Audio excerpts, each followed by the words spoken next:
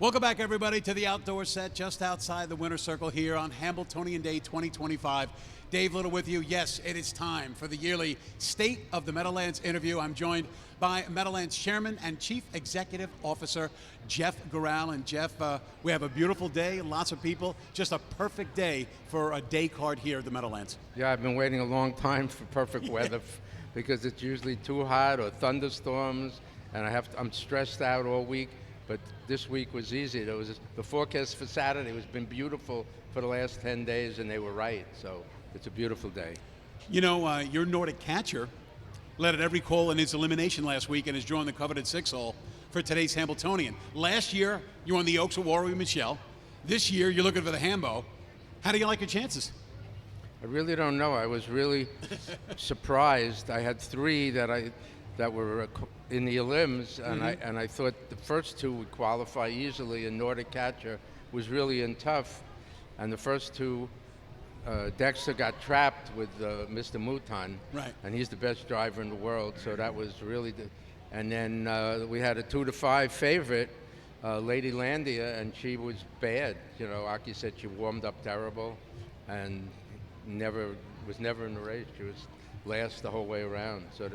And then I gave up and I watched a movie, and I said, okay, let me see how Nordic catcher did.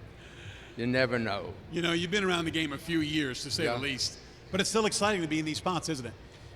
You got to enjoy the highs, because like I said, last week it was really a low.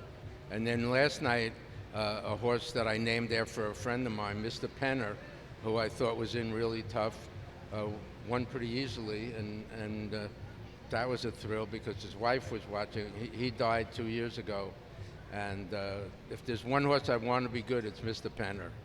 Well, Jeff, lots of good luck to you today, obviously. You know, we had some news yesterday. Headline, Meadowlands modifies policy for stakes and early closer eligibility. And it also, in appreciation of the efforts made toward this initiative, the Gural rule will be waived for those stallions nominated to the plan listed below. Can you kind of cut through all of the, what's and why fors, and tell us what this is all about? It's simple.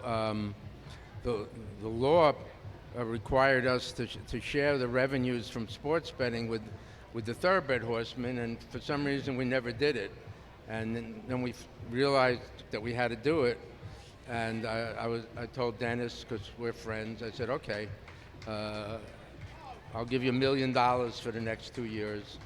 And I really want to be able to show, because we're going to try to get a casino on the ballot next year, and I really wanted to show the legislators and the voters that the horsemen were chipping in for this effort. And I thought the best way to show that was to come up with a plan where the stallion owners would pay and the people buying the yearlings would pay something. We'd hopefully raise $1 million. And then I would match half of that and increase the purses for the stakes next year.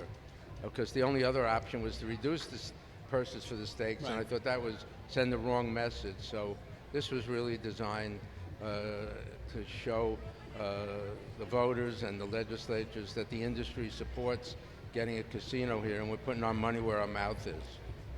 Now, recently, you went on the record and explained that harness racing is losing money at the Meadowlands.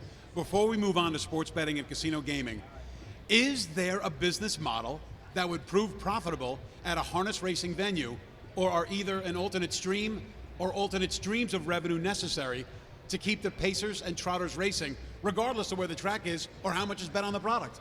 Yeah, it's impossible. If we didn't have sports betting, I think we would have closed 5 years ago.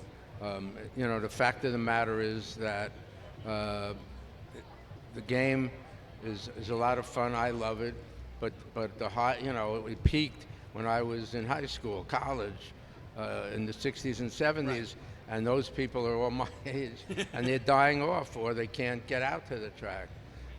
So I think, we create a lot of jobs, we preserve a lot of green space, and we have an opportunity to generate millions of dollars for people living in New Jersey, because New York is going to open 3 casinos downstate, and it'd be pretty stupid for someone to have to drive over to George Washington Bridge, pay $18 in order to make a bet when they're going to be driving by the Meadowlands. So I'm pretty confident that once we know where these downstate tracks are going, we'll be able to and who the governor is going to be. But no matter who the governor is, I think everybody is on board that it makes sense to put a casino here rather than, having people just drive to New York.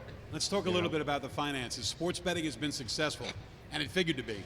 But have the revenues been enough to offset the losses from racing here at the Meadowlands? They were until this year. Right. And this is the first year we're really losing money.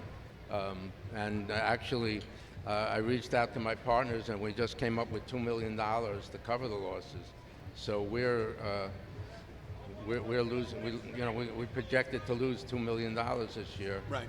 And I want to be able to show how important it is to be able to get a casino. I'm confident. I mean, I'm a logic person.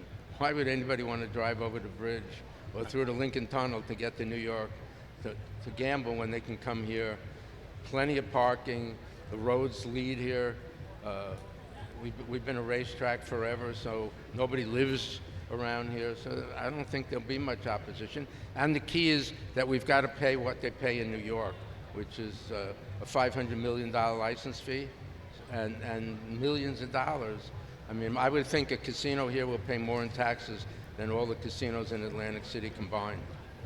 All right, so we're going to have more on a possible casino coming to the Meadowlands, but first, let's get the post-parade for the fourth race from Ken Warken, and more with Jeff Gural after this. All right, racing fans, we're back with Jeff Gural. Now, Jeff, I want to cover a couple of the big questions here that I have for you. There was a release sent out by us how the Meadowlands is, quote, bullish on the future. Unlike the last several times we met in this forum, this year you have high hopes for a casino coming to the Meadowlands.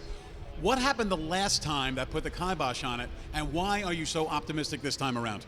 Well, we learned a lot from the last effort, because the last effort gave all the money to Atlantic City. So there was really no reason for anyone living outside of Atlantic City to vote for that referendum.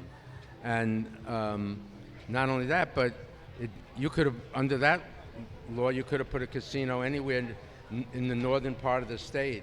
So this time, the legislation is going to distribute the money evenly, and more important, the only place you'll be able to put a casino is at the Meadowlands. So no one's going to have to worry that they'll wake up and there'll be a casino in their neighborhood, and they'll all benefit. So I learned a lot. I'm glad we did it. We lost. We really kind of gave up because we knew we were going to lose. But we learned a lot from that experience. So we won't make those mistakes again. Does Atlantic City get cut in for a piece of the action? No. There's people living in the state of New Jersey are the main beneficiaries. Right. Atlantic City is. You got to understand, Atlantic City has a low tax rate. Right, right. So they'll have a big advantage over us because their tax rate will be 8%. Ours will probably be 30%. So they'll do fine. Look, New York is going to open. Their problem is not the opposition to a casino here is going to come from New York, not from Atlantic City. What is the timetable for not only when the casino will be up and running, but for the lifeline of racing at the Meadowlands?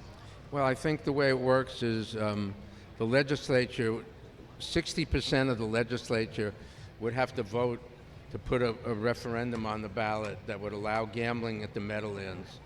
And if that happens, then it would be on the ballot in November of next year. If we only got 50%, then it has to get 50% 2 years in a row. But I think we'll get 70, 80%. Really, I may be nuts, but why would anybody want to drive over the bridge and pay $18 to go to a casino in New York when they could come here? It makes no sense. Right, so, to see all those New Jersey license plates over in Yonkers Racetrack doesn't make any sense. And I don't have to tell you, traffic's terrible over the George Washington Bridge. Yes, it is. I drove across the other day. It was terrible. If all goes well on that front and casino gaming comes, how many dates do you see us racing down the road? Right now we're at 90 and have been for about the last 8 years. Well, I would hope that we could race 3 days a week. Right. So, we'd add another 30 days. We're actually adding, I think, 12 days to make up for the freehold dates that were lost. So we're increasing the number of dates anyway, but we'd certainly be able, I expect to be able to go to, maybe 130 days and race, Thursday, Friday, and Saturday or something like that. Does every faction, fans, horsemen, management, they've really got to go to bat for this casino thing, because if we don't get the casino, What is the probability of the Meadowlands continuing to race beyond next if we year? don't, because truthfully, I think if it loses, it'll never come back on the ballot. You know, you can only go on a ballot twice and hope to win. I think the politicians would say to me, Jeff, if we put it on the ballot twice now and it lost. So I think anyone who's listening, please vote for this next November, because I think it'll really make a big difference. We'll be able to have days like this more than just once a year.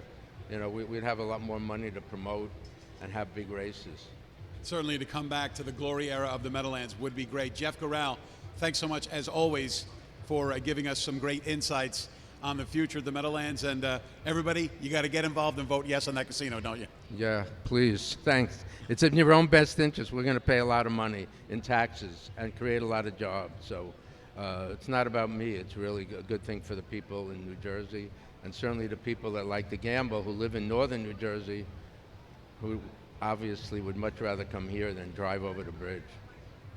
Our thanks again to Chief Executive Officer and Chairman of the Meadowlands, Jeff Gural. It is now time for the fourth race. Ken Warkinen has the call.